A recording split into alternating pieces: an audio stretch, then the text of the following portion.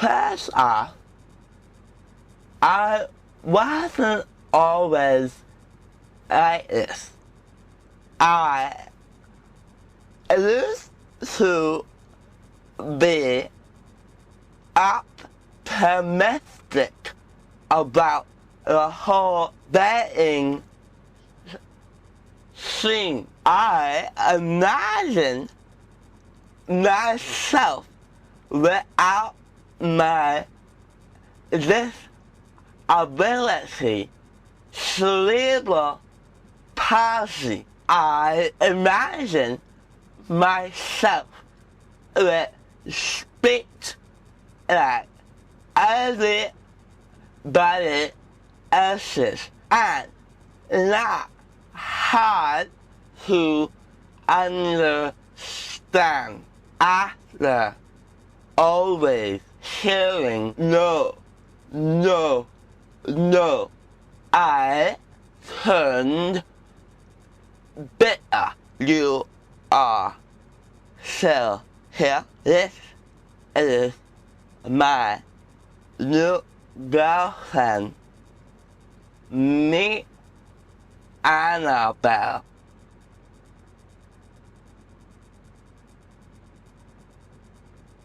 I admire meeting women, act of women. This is how I see and hear myself. So, I haven't had that much luck with women. I'm telling you this because it's the truth, and I'm not hiding it.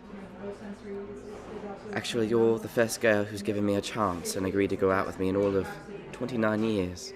I was beginning to think it would take another ice age for a girl to say yes, before I keel over dead. No, I mean a real, genuine yes. Not a yes as in yes, I'm saying yes because I pity you in your miserable situation, and I'm saying yes because I don't give one shit about you, but I pretend that I do because I want to lead you on, knowing that as soon as I get back to your place, I'm going to go tell you that I'm going out for a smoke, but instead go fuck your friend upstairs, who is way more attractive than you in every possible way, then coming back down and pretending that it never happened. A yes saying, I really want to go out with you. Anyway, I've always been kind of an outcast in general, you know, and I think it's because I look kind of different, but that doesn't mean I should be automatically crossed off the list and tossed into a heap of rubbish in a basement that a cat would much rather choke on a furball than come near. I just want someone to understand and date me for crying out loud and not turn away in revulsion like I'm some corpse who just so happens to have blood pumping through his veins, because that's basically what happens every single time. It's like clockwork. People always fear inevitability of death. More and more people are developing mean world syndrome, a syndrome in which when people watch more and more TV, the media tells them that it's a dangerous world out there, and that the likelihood of them being shot or stabbed is very, very high. The reality is that most people die not from something lurking in the shadows, but from their own lifestyle. Take my smoking, for example. The more I smoke, the more likelihood I have of developing lung cancer. I mean, 1.2 billion individuals on this earth smoke every day, and every day, my risk and their risk of developing lung cancer goes up dramatically. To put it into perspective, 440,000 people die from cigarettes each year. That's more than 9/11 and the Vietnam War combined. And so, in the end, we're all just exterminating our own creation and convincing people like me that it's an acceptable pastime. But where was I? So this other time, I'm out with this girl named Megan, and she's the kind of girl that wears these ridiculous Ugg boots, going on with the latest trend or fashion in order to fit in with the crowd, because in the back of her mind, she's very self-conscious and hasn't quite found herself yet. But who, in their right mind, wears Ugg boots? It's just a label that a lot of these Americans feel a need to latch on to. The reality is that we're all just skin and bones with a little unique personality and soul making up who we are. Because odds are the clothes we wear will last much longer than we will, And this is the precise reason why I hate materialism. In my opinion, it is much more important to accomplish great things and connect to other people than the clothes that we wear. But where was I? Ah, yes. So, I'm out with Megan, and she's also one of these girls that is very shy. And it takes a stainless steel crowbar just to get a word out of her. I mean, I could have a more engaging conversation with a block of wood than I could with her. Hello there. Fine weather we are having. I hear there is a slight chance of rain shower, but for the most part, it should be mostly sunny. How's the wife and kids? Oh, my, I forgot. You're still single, aren't you? That colour looks positively dreadful on you. We must do something about that. Do you like playing cricket? I mean, honestly, I'm sure that the maniacal demon alien baby from the first installment of the Alien films would pop out of John Head's chest and go into cardiac arrest.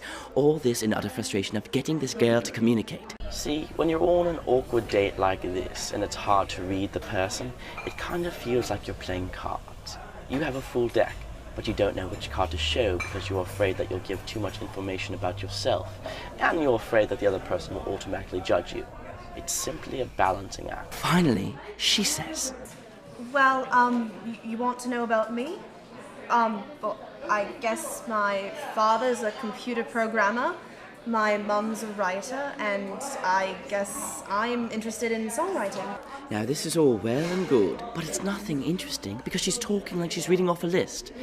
Now, if I'm going to get involved with a woman, I want to talk about big ideas, outside the box, social issues, getting away from the individual state of mind.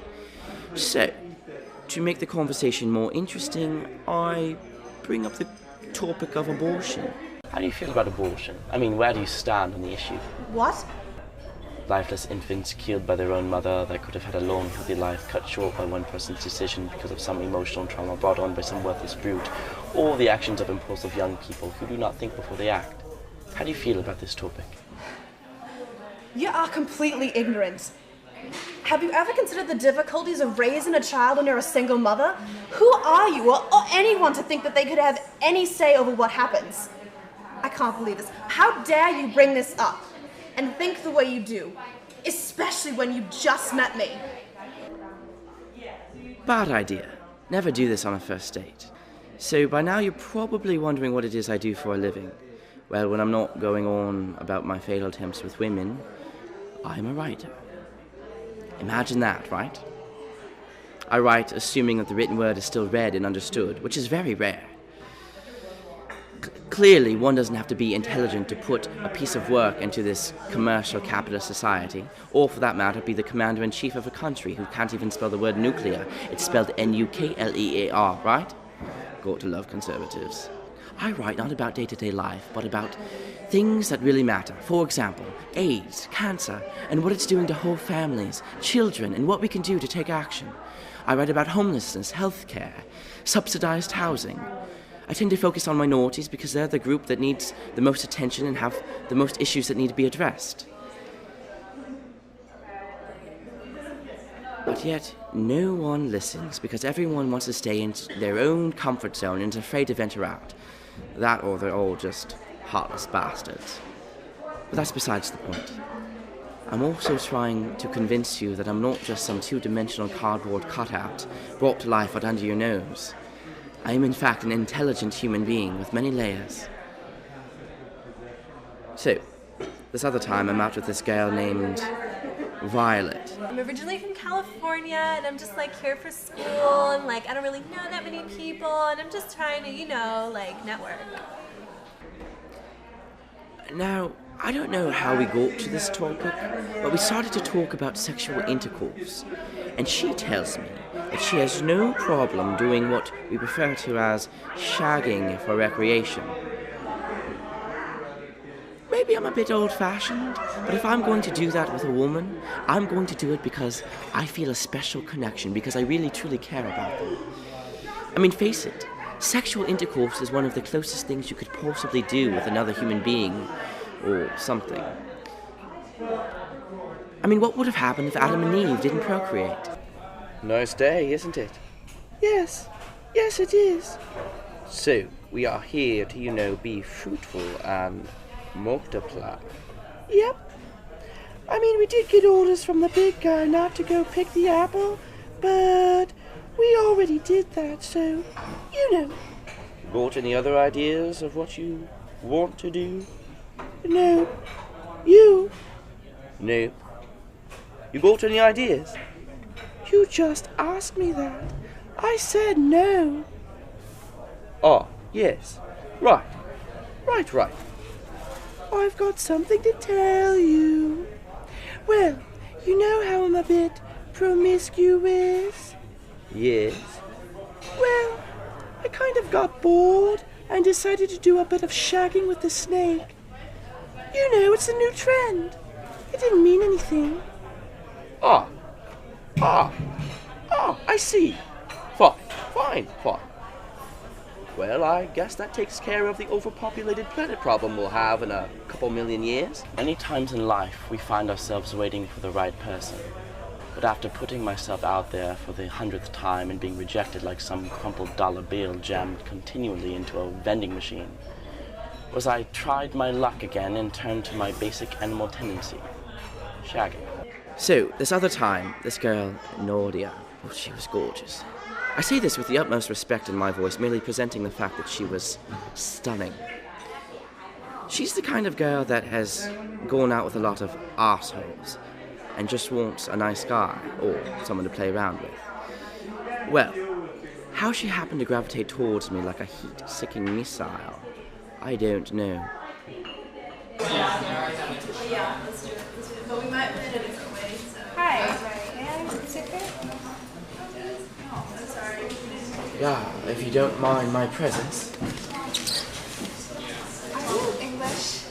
How often does a girl like this sit herself right across from you and strike up a conversation? Yeah, but it's not what you think. I don't constantly eat meat pies and drink dark beers all bloody day. I do in fact live a normal life like the rest of our corporate civilization. Do you come here often? Now, normally when a girl says, "Do you come here often?" she wants something. She wants a conversation because she knows exactly how to play the moment. Yeah, but only to waste time.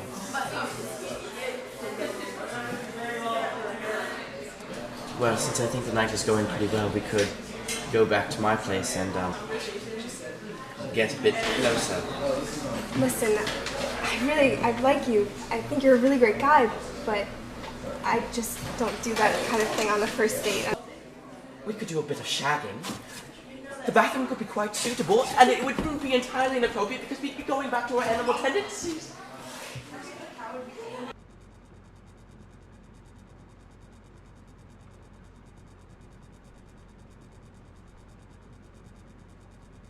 We're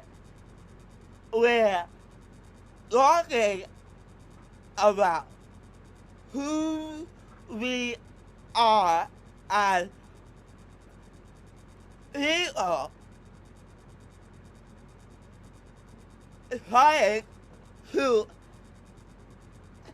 decide every movement, every breath, every laugh, every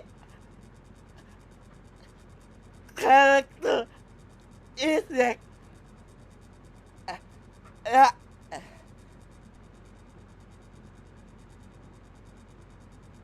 actually make us stand out from all the rest. It's not the clothes that we wear or any physical characteristic that I can see. But that little unique personality as control. That is my opinion. With what he has. That's it. Wouldn't you agree?